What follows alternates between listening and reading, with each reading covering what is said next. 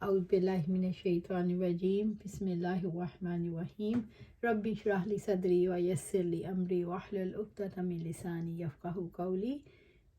جنازے سے متعلق احکامات اور مسائل۔ جس کا آخری کلام لا الہ الا اللہ ہو۔ حضرت وہاب بن منبع سے پوچھا گیا، لا الہ الا اللہ جنت کی چابی نہیں؟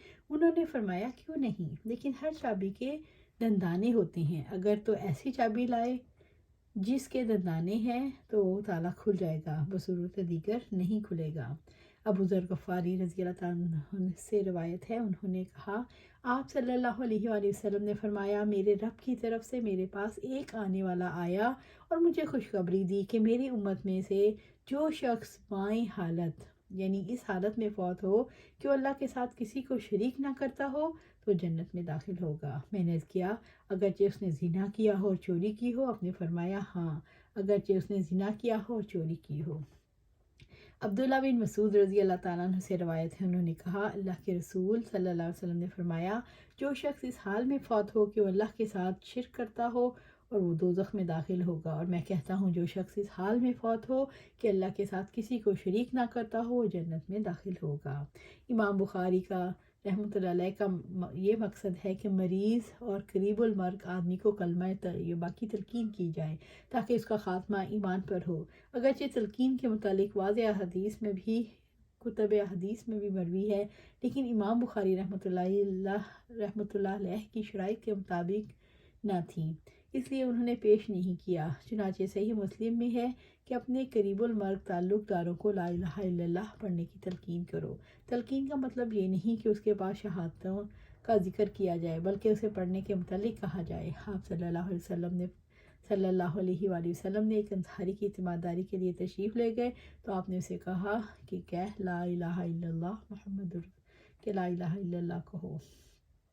جنازے میں شریک ہونے کا حکم۔ حضرت برا بن عازب رضی اللہ تعالیٰ عنہ سے روایت ہے، انہوں نے فرمایا، آپ صلی اللہ علیہ وآلہ وسلم نے ہمیں 7 باتوں کا حکم دیا اور 7 چیزوں سے منع کیا۔ جن باتوں کا حکم دیا وہ جنازوں کے ہمراہ جانا، مریض کی عیادت کرنا، دعوت قبول کرنا، مظلوم کی مدد کرنا، قسم کا پورا کرنا، سلام کا جواب دینا اور چھینکنے والے کے لیے دعا کرنا۔ اور جن چیزوں سے منع فرمایا وہ چاندی کے برتنوں کا استعمال اور سونے کی انگوٹھی، ریشم، دیبا، کز اور استبرق پہننا، یعنی کہ ایسے کپڑے مردوں کے لیے نہیں ہیں۔ ابو ہریرہ رضی اللہ تعالیٰ عنہ سے روایت ہے، انہوں نے کہا، میں نے آپ صلی اللہ علیہ وآلہ وسلم کو فرماتے ہوئے سنا، مسلمان کے مسلمان پر 5 حق ہیں: سلام کا جواب دینا، مریض کی عیادت کرنا، جنازے میں شریک ہونا، دعوت کا قبول کرنا اور چھینکنے والے کو دعا دینا۔ عبدالرزاق نے اسی طرح وفات کے بعد جب میت کفن میں لپیٹ دی جائے تو اس کے پاس جانا۔ عائشہ رضی اللہ تعالیٰ عنہ سے روایت ہے کہ آپ ابو بکر رضی اللہ تعالیٰ عنہ اپنے مقام سیخ والے گھر سے گھوڑے پر سوار ہو کر آئے اور سواری سے اتر کر مسجد میں داخل ہوئے، لوگوں سے بات نہ کی، حتیٰ کہ حضرت عائشہ رضی اللہ تعالیٰ عنہ کے پاس گئے اور نبی صلی اللہ علیہ وسلم کا قصد کیا۔ آپ کو دھاری دار یمنی چادر میں لپیٹا گیا تھا۔ انہوں نے چادر ہٹا کر چہرہ کھولا اور جھک کر آپ کو بوسہ دیا، پھر رو پڑے اور فرمایا، اللہ کے نبی، میرے ماں باپ آپ پر قربان، اللہ تعالیٰ آپ پر 2 موتیں جمع نہیں کرے گا، بہرحال ایک دفعہ جو موت آپ کے مقدر میں تھی وہ تو آ چکی۔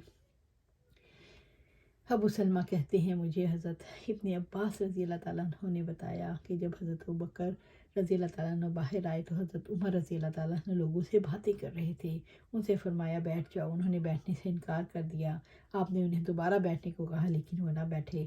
حضرت ابوبکر نے خطبہ دینا شروع کر دیا، چنانچہ لوگ حضرت عمر رضی اللہ تعالیٰ عنہ کو چھوڑ کر آپ کی طرف متوجہ ہو گئے۔ حضرت ابوبکر نے اما بعد کے بعد فرمایا، تم میں سے جو کوئی حضرت محمد صلی اللہ علیہ وآلہ وسلم کی عبادت کرتا تھا وہ تو حضرت محمد صلی اللہ علیہ وسلم وفات پا چکے ہیں، اور جو شخص اللہ عز و جل کی عبادت کرتا تھا وہ تو زندہ و جاوید ہے، اسے موت نہیں آئے گی۔ ارشاد باری تعالیٰ ہے، اور محمد صلی اللہ علیہ وسلم ایک رسول ہی تو ہیں، ان سے پہلے بھی بہت سے رسول گزر چکے، اگر وہ وفات پا جائیں یا شہید ہو جائیں تو کیا تم الٹے پاؤں پھر جاؤ گے؟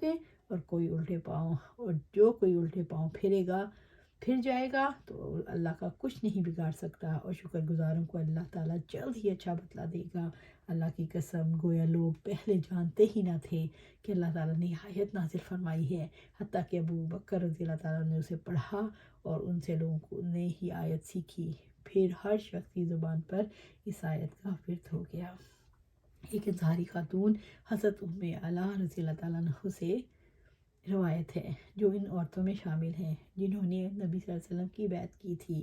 انہوں نے فرمایا، جب مہاجرین بذریعہ قرعہ اندازی تقسیم ہوئے تو ہمارے حصے میں حضرت عثمان بن مظعون رضی اللہ تعالیٰ عنہ آئے، جنہیں ہم اپنے گھر لے آئے، اور وہ اچانک مرض میں مبتلا ہو گئے۔ جب وہ فوت ہوئے تو انہیں غسل دیا گیا اور انہیں کے کپڑوں میں کفنایا گیا۔ اسی اثنا میں آپ صلی اللہ علیہ وسلم تشریف لائے تو انہوں نے کہا، اے ابو صائب، تم پر اللہ کی رحمت ہو، تمہارے لیے میری شہادت یہ ہے کہ اللہ نے تمہیں سرفراز کر دیا۔ اللہ نے فرمایا، آپ صلی اللہ علیہ وسلم نے فرمایا، تمہیں کیا معلوم کہ اللہ تعالیٰ نے انہیں عزت دی ہے؟ میں نے عرض کیا، اللہ کے رسول، میرے ماں باپ آپ پر قربان ہوں تو پھر اللہ تعالیٰ کسے سرفراز کرے گا؟ تو آپ صلی اللہ علیہ وسلم نے فرمایا، بلا شبہ انہیں اچھی حالت میں موت آئی ہے، واللہ میں بھی ان کے لیے بھلائی کی امید رکھتا ہوں، لیکن اللہ کی قسم، میں اللہ کا رسول ہو کر بھی اپنے متعلق نہیں جانتا کہ میرے بارے میں کیا معاملہ کیا جائے گا۔ حضرت ام علا رضی اللہ تعالیٰ عنہ کہتی ہیں، اللہ کی قسم، اس کے بعد میں نے کسی کے پاک باز ہونے کی شہادت نہیں دی۔ آج ہم یہیں پر اختتام کرتے ہیں، انشاءاللہ کل اسے کنٹینیو کریں گے۔ اللہ سبحانہ تعالیٰ سے دعا ہے، جو ہم قرآن و سنت میں سیکھتے ہیں اللہ اس پہ ہمیں جما دے اور صراط مستقیم پر چلا کے ہمیں جنت الفردوس کے اعلیٰ مقام پر لے جائے۔ آمین یا رب العالمین۔